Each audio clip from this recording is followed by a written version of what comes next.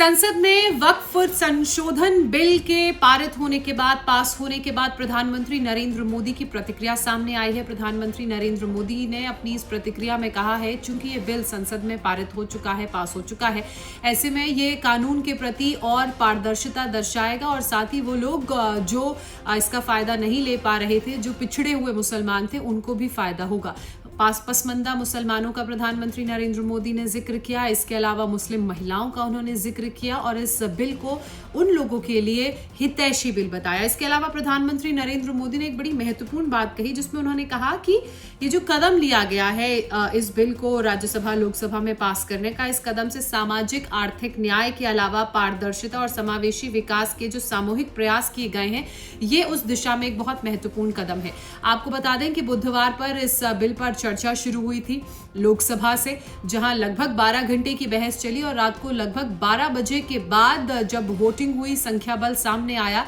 तो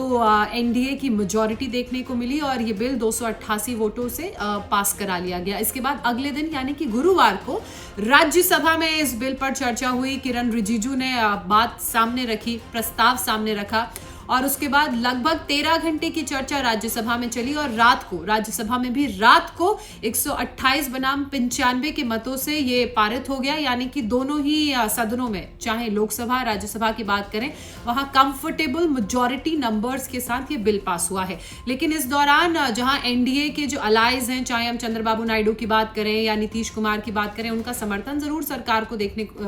उनका समर्थन जरूर सरकार की तरफ रहा, इस बिल की तरफ रहा। लेकिन जो विपक्ष है वो भी एकजुट नजर आया और अब विपक्ष की तरफ से इस मामले को सुप्रीम कोर्ट ले जाने की बात कही गई है और ये भी कहा गया है कि अब ये जो लड़ाई है बिल को लेकर, वो सुप्रीम कोर्ट में लड़ी जाएगी, क्योंकि विपक्ष लगातार इस विधेयक का, इस बिल का विरोध कर रहा है।